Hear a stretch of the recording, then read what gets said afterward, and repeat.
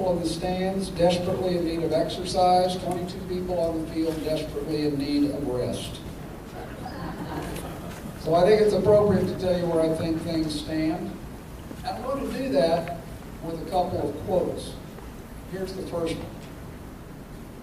Not too long ago, a poll was taken of 2,500 college campuses in this country. Thousands and thousands of responses were obtained. Overwhelmingly, 65, 70, and even 75% of the students found business responsible for the things that were wrong in this country. That same number said that the government was a solution and should take over management and the control of private business.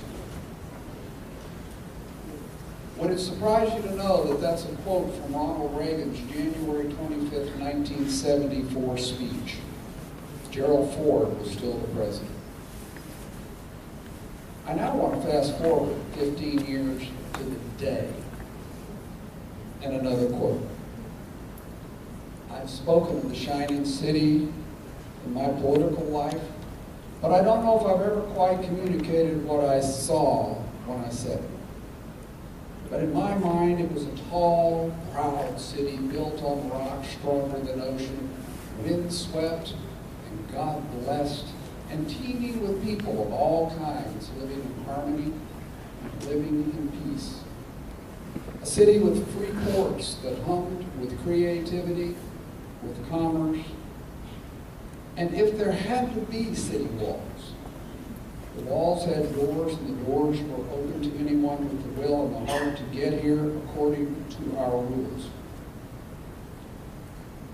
And she's again a beacon, again a magnet for all of us who must have freedom, for all of the pilgrims from all of the lost places who are hurtling through the darkness towards home. My friends, we did it. We weren't just marking time. We made a difference. We made the city stronger. We made the city freer. And we left her in good hands. All in all, not bad. Not bad at all. That is from Ronald Reagan's farewell address. Those are the last few paragraphs, January 24th, 1979.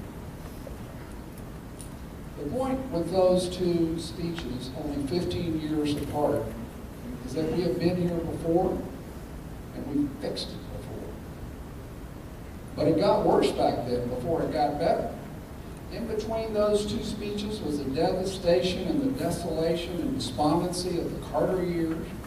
Democrats and the Republican establishment alike both bought into the inevitable victory of the Soviet system over the U.S. system that was so preponderant at that time. They bought into the idea of an inescapable need for an all-powerful central government.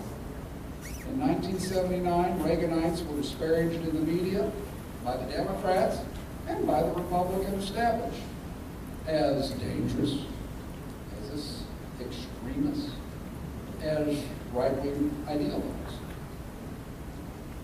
And sure, they use the exact same descriptions that they used about the Tea Party today. The Republican establishment of 1979 hated Reagan and Reaganites. They planned and executed all sorts of showboats in Congress and hypocritical gestures designed to fool their base into believing that they really did want smaller and less intrusive government, when the truth was, all they really wanted was to win and rule. I know, because I was part of the Reagan campaign of 1979. Welcome back. This year, many new conservative candidates and some incumbents have made the decision that they can no longer stand how this is going. The Republican establishment isn't going to listen or change, and the time has come. Many of those candidates believe America can still be that shining city of opportunity through freedom, because their own story is the story of all Americans who work hard, become educated, and are utterly unwilling to live on their knees in front of their government. They have shared a piece of the American dream, and they can allow no less opportunity for any every other American in the future.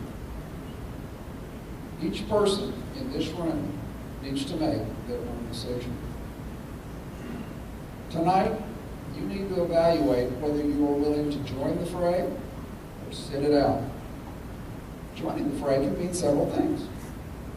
You can give money to a campaign. You can join and work in that campaign or its ground war. You can lend a hand to raise money, organizing events for campaigns, or recruiting others to give events. You can organize or participate in block walks, man phone banks, or endorse candidates using your name. No campaign has ever had too many workers, but there is often a plethora of big talkers. Maybe you feel you're too busy and just don't have enough time. Maybe you don't want to be one of those people that parts with a little of the money. Maybe you feel you'll give it some other time. Maybe you feel your neighbors won't approve. Or maybe you're shy about talking to people at the door.